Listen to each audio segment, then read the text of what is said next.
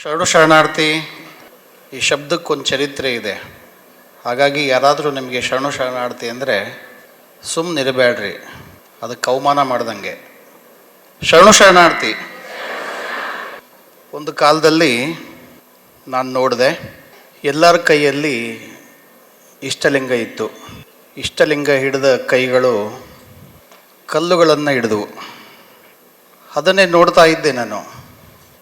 ಕಲ್ಲುಗಳು ಹಿಡಿದ ಕೈಗಳು ಮತ್ತೆ ಇಷ್ಟಲಿಂಗ ಹಿಡಿದವು. ಕೆಲವು ಕೈಗಳು ಇನ್ನೂ ಕಲ್ಲೇ ಹಿಡ್ದವೆ. ಈ ಚರಿತ್ರೆಯನ್ನು ಹೇಳಬೇಕಾಗಿಲ್ಲಲ್ಲ, ಬಿಡಿಸಿ. ಕಲ್ಲು ಹಿಡ್ದವು ನಮ್ಮವೇ, ಲಿಂಗ ಹಿಡ್ದವು ನಮ್ಮವೇ.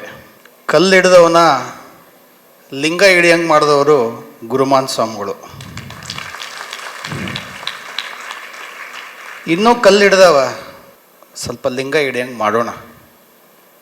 ಅದೇ ಬಸವ ಸಂಸ್ಕೃತಿ ಅಲ್ಲ. ಬರ್ಗುಂಡಿಯವರು ಭಾಳ ನೊಂದ್ಕೊಂಡು ಮಾತಾಡ್ತಿದ್ರು, ನಾವೆಲ್ಲ ಭಾಳ ನೊಂದ್ಕೊಂಡಿವಂತ. ತಪ್ಪದು. ನಾವು ಬಸವ ಸಂಸ್ಕೃತಿ ಅಲ್ರಿ, ನಾವ್ಯಾಕೆ ನೊಂದ್ಕೊಳ್ಳೋಣ?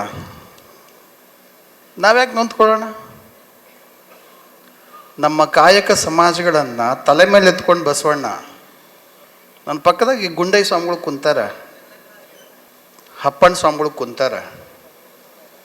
ಈ ಒಬ್ಬೊಬ್ಬರು ಪಕ್ಕದಾಗ ಒಬ್ಬೊಬ್ಬರು ಕೂಡಿಸ್ಬೇಕಿತ್ತು, ಆ ಕಡೆ ಮಾಡಿಬಿಟ್ಟಿರಿ ನೀವು. ಇರಲಿ.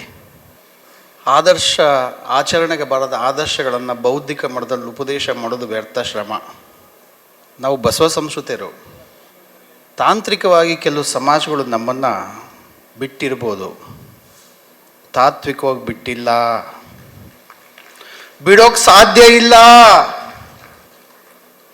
ಶರಣು ಶರಣಾರ್ಥಿ ಅನ್ನೋ ಸಮಾಜ ನಮ್ಮನ್ನು ಬಿಟ್ಟಿದೆಯಾ? ತಾತ್ವಿಕವಾಗಿ ಒಳಗಿದ್ದವ್ರು ಇನ್ನೂ ಬಿಟ್ಟಾರೆ, ಅವರು ಬಿಟ್ಟಿಲ್ಲ. ಒಟ್ಟು ತುಂಬಿದವ್ರಿಗೆ ಊಟ ಹಾಕಿ ದಾಸೋಹ ಸಂಸ್ಕೃತಿ ಅನ್ನೋರು ನಾವು. ಹಸ್ದಂಥವ್ರಿಗೆ ಊಟ ಹಾಕಿ ದಾಸೋಹ ಸಂಸ್ಕೃತಿಯನ್ನು ಮೆರೆಸೋರು ಅವರು. ಕಾರಲ್ಲಿ ಹೋಗ್ತಾ ಒಂದು 4 ರೈತರು ಕಳೆ ಕೀಳೋದನ್ನ ನೋಡಿ ನಾನು ಕಳೆ ಕಿತ್ತು ವಾಟ್ಸಪ್ಪಲ್ಲಿ ಫೇಸ್ಬುಕ್ಕಲ್ಲಿ ಹಾಕಿ ಕಾಯಕ ತತ್ವದವನು ಅಂತಂದರೆ ಹೆಂಗೆ? ನಾನು ಕಾಯಕ ತತ್ವದವನು, ನಾನು ದಾಸೋಹ ತತ್ವದವನು, ನಾನು ಸಮಾನತೆ ತತ್ವ ಅನ್ನೋದು ಹೇಗನ್ನಬೇಕು? ಏನು ಮಾನದಂಡ ಏನು? ಬಸವ ಸಂಸ್ಕೃತಿ, ಮತ್ತೆ ಮತ್ತೆ ಹೇಳ್ತೀನಿ, ನುಡಿ ಸಂಸ್ಕೃತಿ ಅಲ್ಲವೇ ಅಲ್ಲ. ಅಯ್ಯ, ನಿಮ್ಮ ಶರಣನು ಆಚರಿಸುವ ಆಚರಣೆಯ ಕಂಡಿರದನಯ್ಯ. ಇಲ್ಲಿ ಎಲ್ಲ ಪರಮ ಪೂಜ್ಯ ಸ್ವಾಮೀಜಿಯವರ ಶ್ರೀಪಾದಂಗಳಲ್ಲಿ ನಾನು ಮತ್ತೆ ನಮಸ್ಕಾರ ಮಾಡ್ಕೊಳ್ತಾ, ಬಸವಣ್ಣವರಿಗೆ ನಾವು ಪುಷ್ಪಾರ್ಚನೆಯನ್ನು ಮಾಡಿದ್ವಿ. ನಮ್ಮ ಗುರುಮಾನ್ ಸ್ವಾಮಿಗಳು ಅವ್ರ ಪಾದಗಳಿಗೆ ಪುಷ್ಪಾರ್ಚನೆ ಮಾಡಕತ್ತಿದ್ರು. ನನಗೆ ಕಣ್ ತೆಗೀತು. ನಮ್ಮ ಹೊಸಪೇಟೆಯ ಸಂಗನ ಬಸವ ಮಹಾಸ್ವಾಮೀಜಿಯವರು ನನಗೆ ಯಾರೋ ಬರಗುಂಡಿನೋ ಮತ್ತು ಎಡಳ್ಳಿನೋ ಹೇಳಿದ್ದು, ಸಂಗನ ಬಸವ ಸ್ವಾಮಿಗಳು ಯಾವುದೋ ಲಗ್ನಕ್ಕೋ ಒಂದು ಉದ್ಘಾಟನೆಗೆ, ದೇವಸ್ಥಾನದ ಉದ್ಘಾಟನೆಗೆ ಹೋಗಿದ್ರಂತ. ಎಲ್ಲರ ಕೈಯಾಗ ಅಕ್ಷತೆ ಇದ್ವಂತೆ. ಇವರೊಬ್ಬರು ಹೋದ್ರಂತೆ. ಎಲ್ಲ ಪಕ್ಕಕ್ಕೆ ಅಕ್ಷತೆ ಹಾಕಿ ಬಸವ ತತ್ವ ಸ್ವಾಮಿಗಳು ಬಂದಾರ, ಹೂ ಕೊಡ್ರು ಅಂತ ಹೂ ಕೊಡಿಸಿದಂತೆ. ಅವರೆಲ್ಲರೂ ಆ ದೇವರಿಗೆ ಹೂ ಹಾಕಿದರೆ ಇವರು ಹೋಗಿ ವಿನಯದಿಂದ ಅವರ ಪಾದಕ್ಕೆ ಹಾಕಿದ್ರಂತೆ. ಬದಲಾದವರು ದೊಡ್ಡವರು, ಬದಲಾಸ್ತರು ದೊಡ್ಡವರು, ಇಬ್ಬರೂ ದೊಡ್ಡವರೇ. ಅಂಕಿ ಅಂಶಗಳನ್ನು ಹೆಚ್ಚಿಸ್ಲಿಕ್ಕೆ ಅಭಿಯಾನ ಬೇಡವೇ ಬೇಡ. ನನ್ನ ಪಕ್ಕದಲ್ಲಿ ಕುಂತವ ಅಪ್ಪಣ್ಣ ಪಾಪ ಬರಗುಂಡೆಯವರು ನಮಗೂ ಇತ್ಲಾಗ ನುಂಗಬೇಕು, ಇತ್ಲಾಗ ಬಿಡಬೇಕು ಅನ್ನೋಷ್ಟು ಏನೇನು ಪ್ರಶ್ನೆ ಹಾಕಬೇಕು ಹಾಕಿ ಹೋಗಿಬಿಟ್ರು. SR ಪಾಟೀಲ್ರು ಕುಂತಾರ, ನಮ್ಮ ಕಾಶಪ್ಪನವರು ಎಲ್ಲಿ ವಿಭೂತಿ ಪುರುಷರು ಅಲ್ಲೋಗ್ಯಾರೇನ? ಏಕೆಂದ್ರೆ ಇಲ್ಲಿ ಯಾರೂ ಕಳಂಗಿಲ್ಲ, ಅವರೇ ಕಳಕತ್ತಾವ ನನಗೆ. ನೀವು ಭಾಳ ಗೊಂದಲದಲ್ಲಿ, ಒಳಪಂಗಡದ ರಾಜಕಾರಣಿಗಳು, ಒಳಪಂಗಡದ ಜಗದ್ದುಗಳು ಭಾಳ ಗೊಂದಲದಾಗ. ಯಾಕನ ನಮ್ಮ LG ಆವನೂರವರು, ದೇವರಾಜ ಅರಸರವರು ಈ ಒಳಪಂಗಡಗಳಿಗೆ ಎಲ್ಲ ದನ ಎಲ್ಲ ಸಮಾಜಗಳಿಗೂ ಮೀಸಲಾತಿ ಇಟ್ಬಿಟ್ಟು ನಾವು ಯಾರ್ಯಾರು ಏನೇನು ಬರೆಸ್ಬೇಕನ್ನೋದೇ ಗೊಂದಲ ಬಿಡೋದು. ಯಾರು ಇದಕ್ಕೆ ಸರಿಯಾಗಿ ಉತ್ತರ ಕೊಡ್ತಾರೆ? ಒಂದು ಅಂಕೆದ ಪ್ರಶ್ನೆ ನಿಮಗೆ. ಫಸ್ಟ್, ಲಿಂಗಾಯತ ಜಾತಿಯೇ ಆಯ್ಕೆ ಹೌದೋ ಇಲ್ಲೋ? ಕರೆಕ್ಟಾಗಿ ಹೇಳಿ.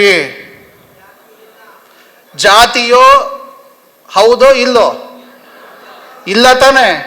ಸರಿ, ಜಾತಿ ಕಲಂನಾಗ ಏನು ಬರೆಸ್ತೀರಿ? ಜಾತಿ ಕಲಂನಾಗ ಏನು ಬರೆಸ್ತೀರಿ? ನಿಮಗೆ ಬಿಟ್ಟಿದ್ದು, ಬೇಡ. ಮತ್ತೆ 4 ಅಂಕ ಪ್ರಶ್ನೆ ಆಗ್ಬಿಡ್ತದೆ ಇದು, ಬೇಡ. ಕಾಯಕ ಪ್ರಧಾನವಾದ ಸಮಾಜಗಳಿಗೆ LG ಅವನೂರವರು, ದೇವರಾಜ್ ಅರಸವರು ಒಂದಿಷ್ಟು ಮೀಸಲಾತಿ ಕೊಟ್ಟಾರ. ಅವಮಾನ ಶೋಷಣೆಗೊಳಗಾದ ಸಮಾಜಗಳಿಗೆ ಒಂದಿಷ್ಟು ಮೀಸಲಾತಿ ಕೊಟ್ಟಿದ್ದಾವೆ. ಆ ಗುಂಡೈ ಸ್ವಾಮಿಗಳು ನಾನು ಒತ್ತಿ ಕೇಳ್ತಿದ್ದೆ, ನೀ ಏನು ಮಾಡಕತ್ತೀಯಪ್ಪ ಅಂತ. ಬುದ್ಧಿ, ನಾನು ಎಲ್ಲರಿಗೂ ಹಡಪದ ಅಂತ ಬರೆಸ್ರಿ ಅಂತ ಹೇಳಕ್ಕೆ ಹೋಗ್ತೀನಿ ರೀ ಬುದ್ಧಿ, ನಾನು ಬಾಯಿ ಒಪ್ಪಂಗಿಲ್ಲ. ಲಿಂಗಾಯತ ಅಂತ ಬರೆಸ್ತಿರ್ತೀನಿ ಬುದ್ಧಿ, ನಿನ್ನ ಮಠ ಬಿಡು ಅಂತಾರೆ ಬುದ್ಧಿ ನನಗೆ. ನೀವೆಲ್ಲ ಸೇರಿ ಅವ್ರನ್ನ ಮಠ ಬಿಡಿಸೋಕೆ ರೆಡಿ ಆಗಿಬಿಟ್ಟಿದ್ದೀರಿ. ಯಾಕೆ ನಮಗೆ ಅಂಕಿ ಅಂಶದಲ್ಲಿ ಲಿಂಗಾಯತ ಅಂತ ಜಾತಿ ಕಲಂನಾಗ ಇರಬೇಕಂತ ಬಯಸ್ತೀರಾ?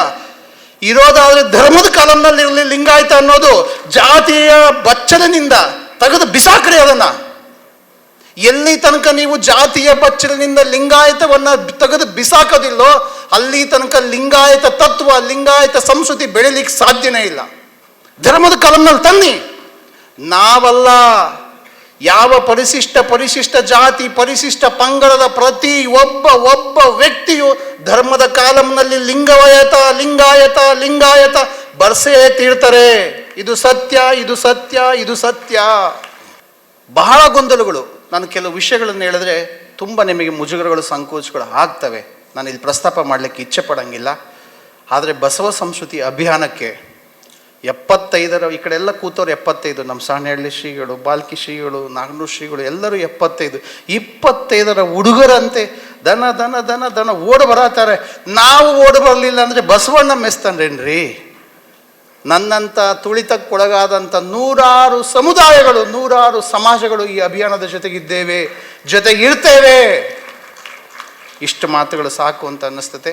ಬಹಳ ಮಾತನಾಡುವಂಥ ಮಾತುಗಳಿದ್ದರೂ ಕೂಡ ಮುಂದಿನ ಎಲ್ಲ ಪರಮ ಪೂಜ್ಯರು ಮಾತನಾಡೋರು ಇರೋದರಿಂದ, ಹಾಗಾಗಿ ದಯವಿಟ್ಟು ಒಂದು ಕಾಯಕ ಸಮಾಜಗಳನ್ನು ಅವು ಮೀಸಲಾತಿಗೋಸ್ಕರ ತಾಂತ್ರಿಕವಾಗಿ ಬಿಟ್ಟು ಹೋದ್ಮೇಲೆ ಅವ್ರ ಬಗ್ಗೆ ವೈಮನಸ್ಸುಗಳು, ಅಸಮಾಧಾನಗಳು ಬೇಡ.